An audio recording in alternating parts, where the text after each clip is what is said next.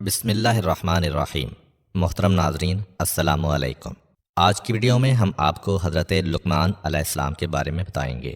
تاریخ میں جن عظیم المرتبت اور صالح حکمہ کا ذکر ہوا ہے ان میں سے ایک حضرت لقمان علیہ السلام کا اسم مبارک قرآن میں 2 بار ذکر ہوا ہے، اور قرآن کا سورہ نمبر 31 بھی انہی کے نام سے موسوم ہے۔ حضرت لقمان کے بارے میں رسول کریم صلی اللہ علیہ وآلہ وسلم کی ایک حدیث ہے: میں حق بات کہتا ہوں کہ لقمان پیغمبر نہیں تھے، لیکن ایسے بندے تھے جو بہت زیادہ غور و فکر کرتے تھے۔ وہ یقین و ایمان کے بلند درجے پر فائز تھے۔ وہ اللہ کو دوست رکھتے تھے اور اللہ تعالیٰ بھی انہیں دوست رکھتا تھا، اور اللہ تعالیٰ نے انہیں حکمت جیسی نعمت سے نوازا تھا۔ حضرت لقمان ان افراد میں سے تھے جنہوں نے طویل عمریں پائیں۔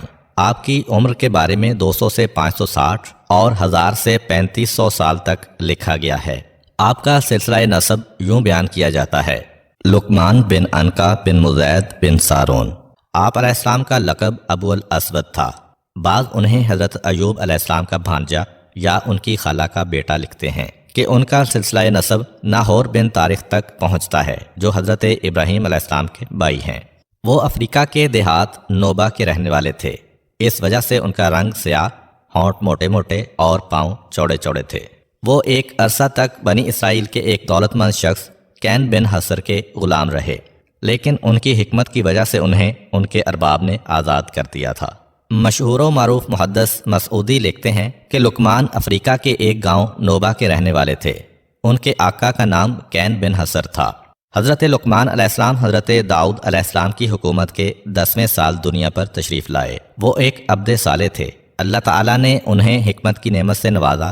انہوں نے طویل عمر پائی، دنیا کے مختلف حصوں میں زندگی گزاری۔ ان سے ہمیشہ حکمت و دانائی ظاہر ہوتی، اور وہ حضرت یونس علیہ السلام کے زمانے تک زندہ رہے۔ ایک حدیث میں آیا ہے کہ حضرت لقمان علیہ السلام نے اپنے بیٹے سے فرمایا: اے میرے بیٹے، میں نے 400 پیغمبروں کی خدمت کی ہے۔ میں نے ان کے کلام سے 4 باتیں اخذ کی ہیں: جس وقت تم نماز کی حالت میں ہو تو اپنے دل کی حفاظت کرو، جس وقت تم دسترخوان پر بیٹھے ہو تو اپنے گلے کو محفوظ رکھو، یعنی حرام مال سے بچاؤ، جس وقت تم کسی دوسرے کے گھر میں جاؤ تو اپنی آنکھ کو بچاؤ، یعنی نامحرم پر نگاہ ڈالنے سے باز رہو، اور جس وقت لوگوں کے درمیان میں جاؤ تو اپنی زبان کی حفاظت کرو۔ کہا جاتا ہے کہ حضرت لقمان علیہ السلام نے اپنی زندگی کا بیشتر حصہ مشرق وسطیٰ، خاص کر فلسطین اور بیت المقدس میں گزارا ہے، اور ان کی قبر فلسطین کی ایک بندرگاہ ایلا میں ہے۔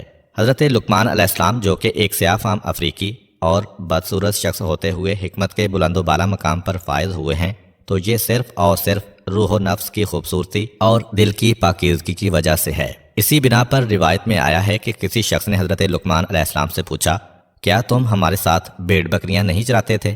حضرت لقمان علیہ السلام نے کہا: ہاں، ایسا ہی ہے۔ اس نے پوچھا: آپ یہ بتائیں کہ آپ کو علم و حکمت کہاں سے نصیب ہوئی؟ آپ تو کسی مدرسہ میں نہیں پڑھے۔ حضرت لقمان علیہ السلام نے جواب میں فرمایا: مجھے یہ حکمت اللہ کی مرضی، امانت ادا کرنے، سچ بولنے اور بیہودہ باتوں سے بچنے کی وجہ سے نصیب ہوئی ہے۔ حضرت لقمان علیہ السلام کی اپنے فرزند کے نام وہ 10 نصیحتیں جو قرآن کی 5 آیات میں مذکور ہیں، عقائد، اخلاق اور آداب معاشرت کا مجموعہ ہیں، اور یہ قرآن پاک کی سورہ لقمان میں موجود ہیں۔ اے بیٹے، کسی چیز کو اللہ کا شریک نہ بناؤ، بے شک شرک بہت بڑا ظلم ہے۔ اے بیٹا، نیکی یا بدی ایک رائی کے دانے کے برابر ہو، اور کسی پتھر کے اندر ہو یا آسمانوں پر ہو یا زمینوں کی گہرائیوں میں ہو، تو خدا روز قیامت ضرور اسے سامنے لائے گا کہ وہ لطیف بھی ہے اور باخبر بھی ہے۔ بیٹا، نماز قائم کرو، نیکیوں کا حکم دو، برائیوں سے منع کرو، اور اس میں جو مصیبت پڑے اس پر صبر کرو کہ یہ بہت بڑی حکمت کا کام ہے۔ اور خبردار، لوگوں کے سامنے اکڑ کر منہ نہ پھلا دینا، زمین پر غرور کے ساتھ نہ چلنا کہ خدا اکڑنے والے اور مغرور کو پسند نہیں کرتا ہے، اور اپنی رفتار میں میانہ روی سے کام لینا، اور اپنی آواز کو دھیما رکھنا کہ سب سے بدتر آواز گدھے کی آواز ہوتی ہے۔ رسول خدا صلی اللہ علیہ وآلہ وسلم سے منقول ہے کہ ایک دن جناب لقمان علیہ السلام دوپہر کے وقت آرام کی نیند سو رہے تھے کہ اچانک انہوں نے ایک آواز سنی: اے لقمان، کیا آپ یہ چاہتے ہیں کہ خداوند متعال آپ کو زمین پر اپنا خلیفہ اور نمائندہ قرار دے تاکہ آپ لوگوں کے درمیان حق کا فیصلہ کریں؟ جناب لقمان علیہ السلام نے جواب میں کہا: اگر میرا پروردگار مجھے اختیار دے تو میں راہ عافیت قبول کروں گا، اور اس بہت بڑے امتحان کے لیے تیار نہیں ہوں گا، لیکن اگر حکم ہو تو اسے دل و جان سے قبول کروں گا، کیونکہ میں جانتا ہوں کہ اگر تو میرے کاندھوں پر ایسی ذمہ داری ڈالے گا تو ضرور بضرور میری مدد کرے گا اور مجھے لغزشوں سے محفوظ رکھے گا۔ فرشتوں نے کہا، اے لقمان، قضاوت کی ذمہ داری کیوں قبول نہیں کرتے ہو؟ جناب لقمان علیہ السلام نے کہا، کیونکہ لوگوں کے درمیان قضاوت کرنا سخت ترین منازل اور اہم ترین مراحل میں سے ہے، اور ہر طرف سے ظلم و ستم کی امواج اس کی طرف متوجہ ہیں۔ اگر اللہ تعالیٰ انسان کی حفاظت کرے تو وہ قابل نجات ہے، اور وہ غلط راستے پر چل نکلے تو بہشت کے راستے سے منحرف ہو جاتا ہے۔ جس شخص کا سر دنیا میں نیچے اور آخرت میں بلند ہو، وہ اس سے کہیں بہتر ہے کہ جس کا سر دنیا میں بلند اور آخرت میں نیچے ہو۔ جو شخص دنیا کو آخرت پر ترجیح دیتا ہے اسے دنیا بھی نہیں ملتی اور آخرت سے بھی ہاتھ دھو بیٹھتا ہے۔ فرشتے حضرت لقمان علیہ السلام کی اس خوبصورت منطق سے حیران رہ گئے۔ جناب لقمان اس گفتگو کے بعد گہری نیند سو گئے۔ اللہ تعالیٰ نے ان کے دل میں حکمت کا نور روشن کیا۔ جب وہ نیند سے بیدار ہوئے تو ان کی زبان پر حکمت جاری ہوئی۔ انہوں نے اپنی سرشار حکمتوں کے ذریعے مشکلات کو حل کرنے کے لیے حضرت داؤد علیہ السلام کی مدد کی۔ حضرت داؤد علیہ السلام نے ان سے فرمایا، اے لقمان، آپ کو خوشخبری ہو کہ آپ کو حکمت عطا کی گئی ہے۔ اب ہم آپ کے لیے حضرت لقمان علیہ السلام کے چند واقعات اور داستانیں بیان کرتے ہیں جن میں ہم سب کے لیے سبق اور نصیحت ہے۔ ایک ہوس باز دولت مند شخص کسی چشمے کے کنارے بیٹھا جوئے بازی میں مشغول تھا۔ اس نے مستی کی حالت میں یہ شرط باندھی کہ جو کوئی بھی ہار گیا وہ یا تو اس چشمے کا سارا پانی پیے گا یا اپنی بیوی اور اپنا مال و دولت جیتنے والے کے سپرد کر دے گا۔ خواہشات کا دلدادہ دولت مند شخص بازی ہار گیا۔ جیتنے والے شخص نے اس مالدار شخص سے اس کی بیوی اور دولت حوالے کرنے کا مطالبہ کیا۔ وہ اب بہت بڑی مشکل میں پھنس چکا تھا۔ اس نے ایک دن کی مہلت مانگی اور جا کر جناب لقمان علیہ السلام سے درخواست کی کہ وہ اسے اس مشکل سے نکال لیں۔ حضرت لقمان علیہ السلام نے اس شخص سے کہا، میں ایک شرط پر تمہیں اس مشکل سے نجات دلاؤں گا۔ وہ شرط یہ ہے کہ آج کے بعد جوا نہیں کھیلو گے۔ اس مالدار شخص نے حضرت لقمان علیہ السلام کی شرط قبول کر لی۔ جناب لقمان علیہ السلام نے اس سے کہا، جس وقت وہ جیتنے والا شخص تمہارے پاس آ کر چشمے کا سارا پانی پینے یا ساری دولت اور بیوی حوالے کرنے کا مطالبہ کرے تو اسے یوں کہو، اگر تمہارا مراد وہ پانی ہے جو کل اس ندی میں تھا تو اسے لے آؤ تاکہ میں پیوں، اور اگر مراد وہ پانی ہے جو اس وقت موجود ہے تو تم چشمے کا منہ بند کرو تاکہ بچنے والا باقی پانی پی سکوں، اور اگر تمہاری مراد وہ پانی ہے جو آئندہ اس ندی میں جاری ہوگا تو آئندہ ابھی تک آیا نہیں ہے، لہذا صبر سے کام لو۔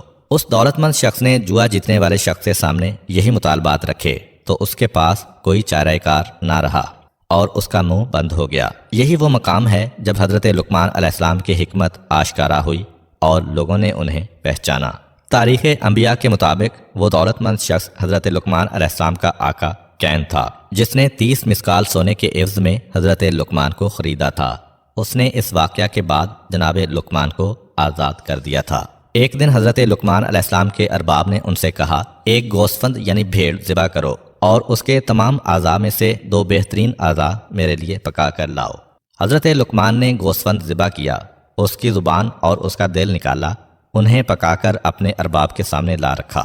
اگلے دن ارباب نے پھر کہا کہ گوسفند کے اعضاء میں سے 2 بدترین اعضاء پکا کر لے آؤ۔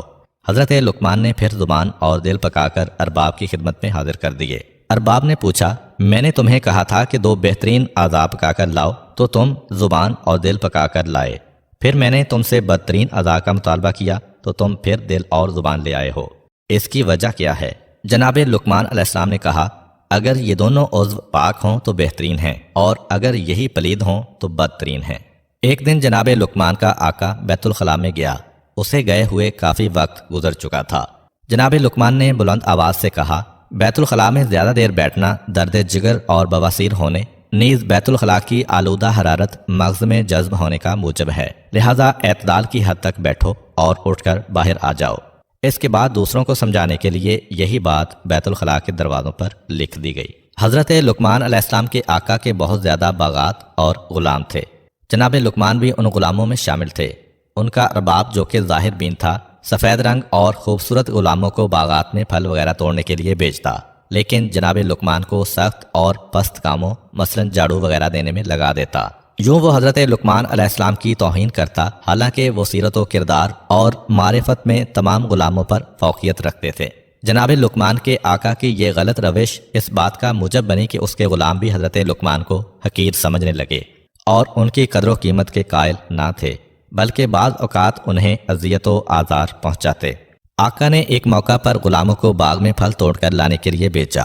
وہ باغ میں گئے اور مختلف قسم کے پھل توڑ کر لائے، لیکن آقا کی عدم موجودگی سے فائدہ اٹھاتے ہوئے انہوں نے وہ تمام پھل کھا لیے۔ جب آقا آیا اور تازہ پھلوں کا مطالبہ کیا تو غلاموں نے جھوٹ بولتے ہوئے کہا تمام پھل لقمان کھا گیا ہے۔ آقا نے جب یہ بات سنی تو وہ جناب لقمان علیہ السلام کے بارے میں بدظن ہو گیا۔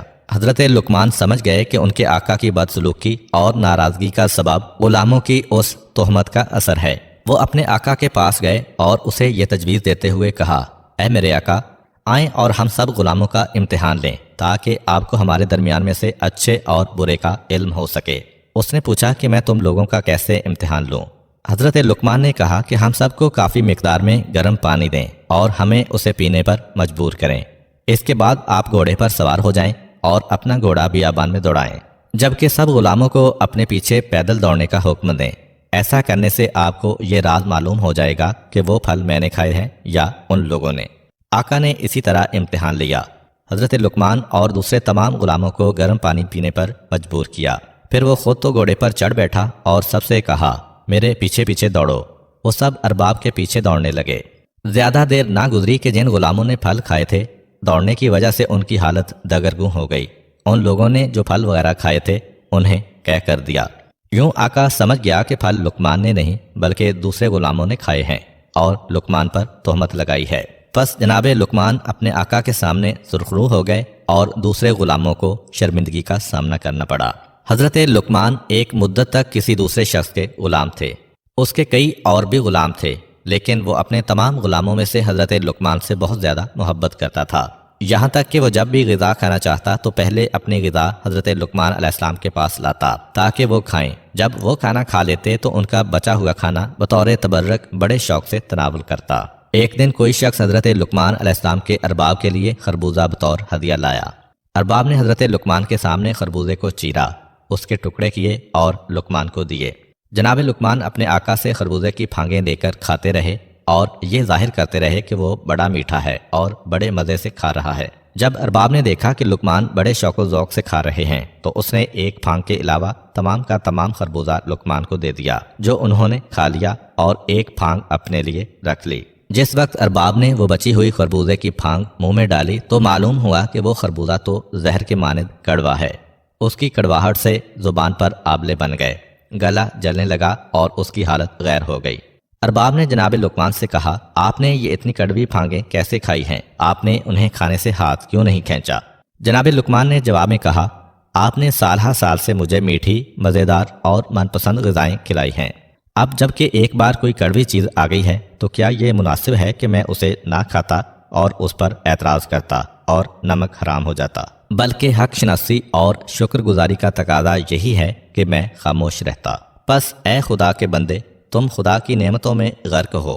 جب بھی زندگی میں تھوڑی دیر کے لیے کوئی تلخی و مشکل آ جائے تو ناشکری مت کر۔ ایک دفعہ حضرت لقمان علیہ السلام نے اپنے بیٹے کو یوں نصیحت فرمائی، اے میرے بیٹے، واضح رہے کہ حضرت لقمان علیہ السلام کی بہت زیادہ اولاد تھی، لیکن وہ اپنی بات کا آغاز یا بنیا، اے میرے بیٹے کہہ کر کرتے تھے، جس سے لگتا ہے کہ ان کا شاید ایک ہی بیٹا تھا۔ تاریخ نے اس بیٹے کا نام باران لکھا ہے، لیکن ان کا خطاب تمام اولاد سے ہوتا تھا۔ البتہ یہ تجربہ کار خطبہ کا طریقہ کار ہے کہ وہ بڑوں کو مخاطب کر کے چھوٹوں کی توجہ اپنی طرف مبذول کراتے ہیں اور انہیں واعظ و نصیحت کرتے ہیں۔ چنانچہ آپ نے اپنے بیٹے سے کہا، اے میرے بیٹے، اپنے دل کو لوگوں کی خوشنودی اور ان کی تعریف و تکذیب سے وابستہ مت کرو، کیونکہ ایسی کوئی چیز کوشش کے باوجود انسان کے ہاتھ میں نہیں آتی۔ بیٹے نے کہا کہ میں چاہتا ہوں کہ اس بارے میں کوئی عملی نمونہ دیکھوں تاکہ موضوع کو بہتر طور پر سمجھ سکوں۔ حضرت لقمان نے فرمایا، اٹھو اور گھر سے باہر چلو تاکہ میں موضوع کو سمجھا سکوں۔ حضرت لقمان علیہ السلام اور ان کا بیٹا گھر سے نکلے۔ ان کے پاس ایک گدھا بھی تھا۔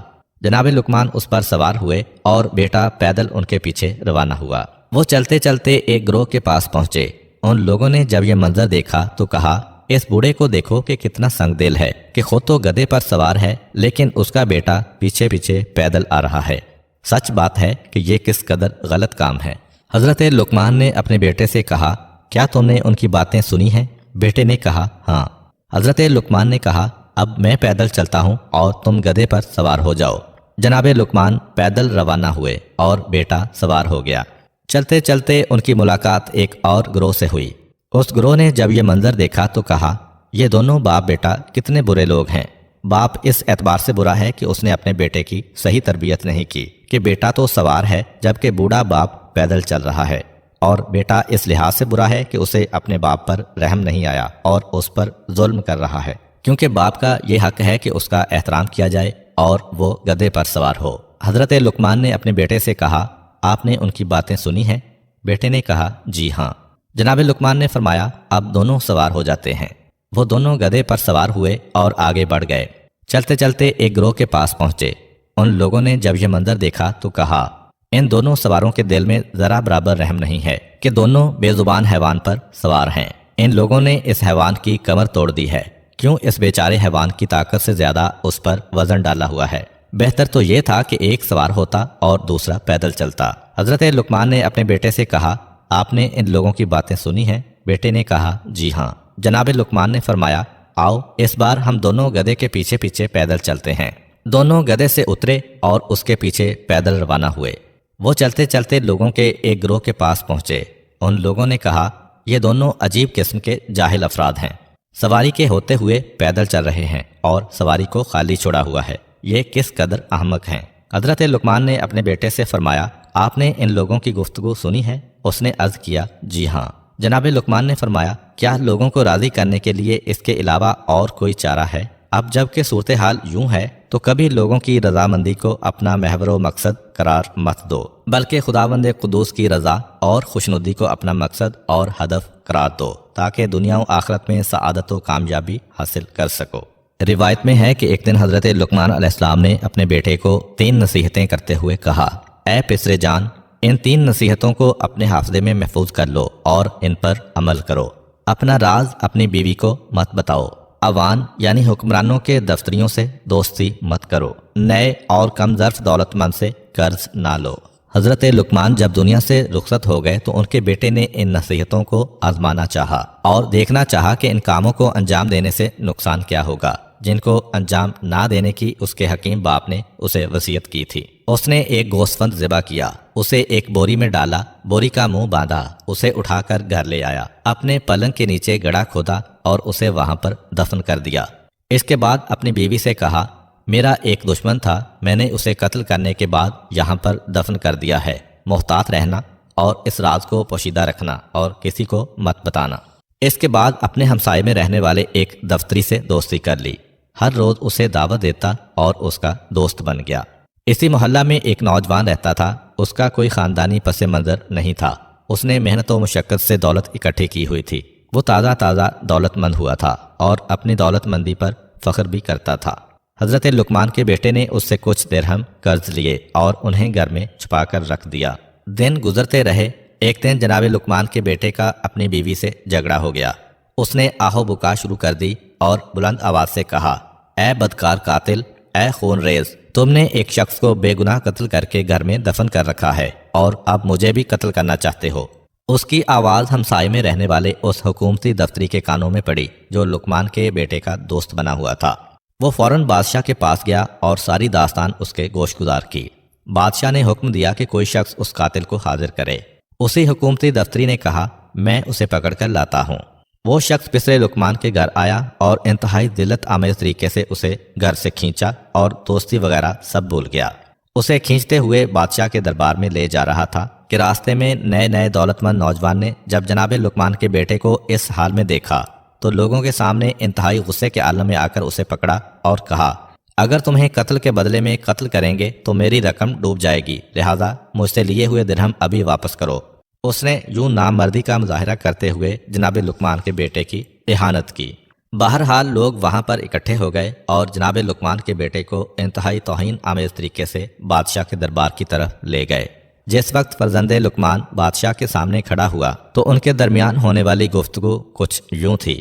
بادشاہ نے کہا تم تو لقمان کے بیٹے ہو، لہذا مناسب نہیں تھا کہ تم قتل و غارت کے مرتکب ہوتے۔ فرزند لقمان نے جواب دیا میں نے بالکل ناحق خون نہیں بہایا اور نہ ہی کسی شخص کو قتل کیا ہے۔ دفتری بولا، یہ جھوٹ بول رہا ہے، اس نے ایک شخص کو قتل کرنے کے بعد اس کا جنازہ اپنے گھر میں دفن کر رکھا ہے۔ فرزند لقمان نے کہا، میں بادشاہ سے کہتا ہوں کہ حکم دے کہ یہ لوگ اس مقتول کو حاضر کریں، اور وہ ایک بوری میں ہے جسے میں نے فلاں جگہ پر دفن کیا ہے۔ بادشاہ نے حکم دیا کہ اس جنازے کو حاضر کیا جائے۔ حکومتی کارندے جناب لقمان کے بیٹے کے گھر آئے۔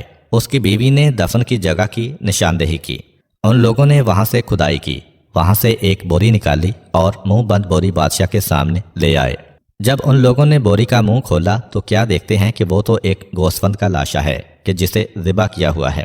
حاضرین یہ ماجرا دیکھ کر حیران و پریشان رہ گئے۔ بادشاہ نے کہا، اے پسر لقمان، تم نے گوسفند کو ذبح کرنے کے بعد کیوں دفن کیا ہے؟ اس کی وجہ ہمارے سامنے بیان کرو۔ فرزند لقمان نے کہا، میرے باپ نے مجھے یوں وصیت کی تھی کہ اپنا بید اپنی بیوی سے مت کہو، حکومتی دفتری کو اپنا دوست مت بناؤ اور تازہ ثروت مند سے قرض مت لو۔ میں اپنے والد بزرگوار کی ان وصیتوں کو آزمانا چاہتا تھا۔ انہیں آزمانے کے بعد اپنے پدر بزرگوار کی حکمت و سچائی کو سمجھا ہوں، اور میرے اوپر واضح ہو گیا ہے کہ ان کی بات عین حقیقت ہے۔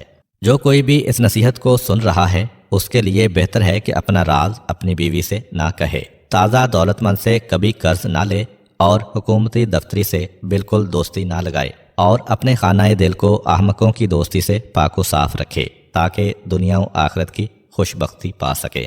اور آخر میں حضرت لقمان کی اپنے بیٹے کو کی گئی چند اور نصیحتیں جو یقیناً ہمارے کام آنے والی ہیں۔ بیٹا، دنیا پر بھروسہ مت کرو کیونکہ گناہ اور شیطان اس میں ہے۔ دنیا کو اپنے لیے زندان بناؤ تاکہ آخرت تمہارے لیے بہشت قرار پائے۔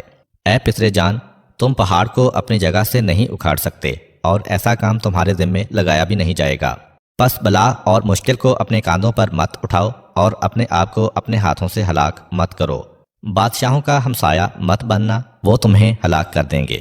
ان کی اطاعت اور پیروی مت کرنا ورنہ کافر ہو جاؤ گے۔ کمزوروں اور حاجت مندوں کی ہم نشینی اختیار کرو اور ان کے ہمدم بنو۔ اے پسر جان، خدا کی بارگاہ میں یہ عرض کرنے والا کہ خدایا مجھے معاف کر دے، اس سے کوئی بخشا نہیں جائے گا، کیونکہ انسان عمل اور اطاعت الہی کرنے کی بنا پر بخشا جائے گا۔ اے میرے بیٹے، پہلے ہمسائے کو دیکھو، بعد میں گھر لو۔ پہلے ہم سفر کو دیکھو، بعد میں سفر پر جاؤ۔ اے بیٹے، نا اہل کی ہم نشینی سے تنہائی بہتر ہے، صالح ہم نشین تنہائی سے بہتر ہے۔ وزنی پتھر اور لوہے کو اٹھانا برے ہم نشین سے بہتر ہے۔ اے بیٹے، جو کوئی بھی زبان پر قابو نہیں رکھتا وہ پشیمان ہوتا ہے۔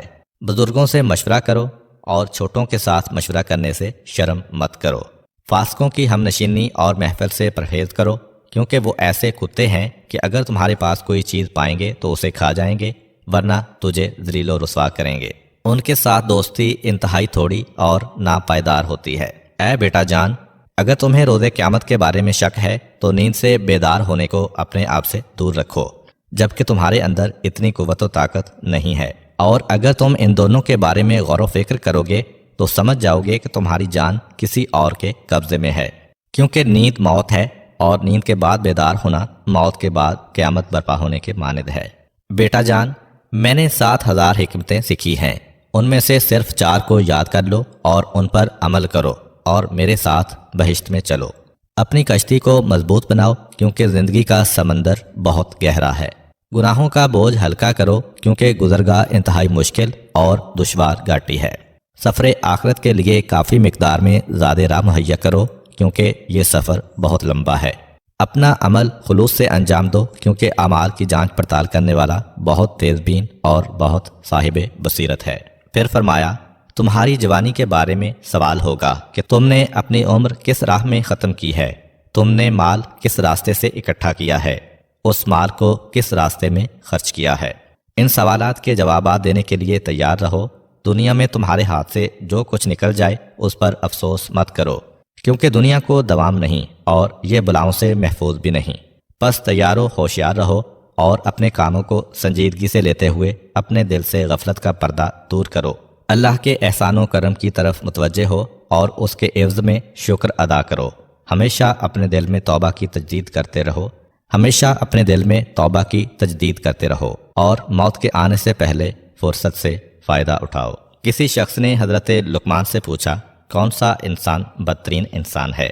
حضرت لقمان نے فرمایا وہ شخص بدترین ہے جسے اس بات کی پرواہ نہ ہو کہ لوگ اسے بد کردار سمجھیں گے۔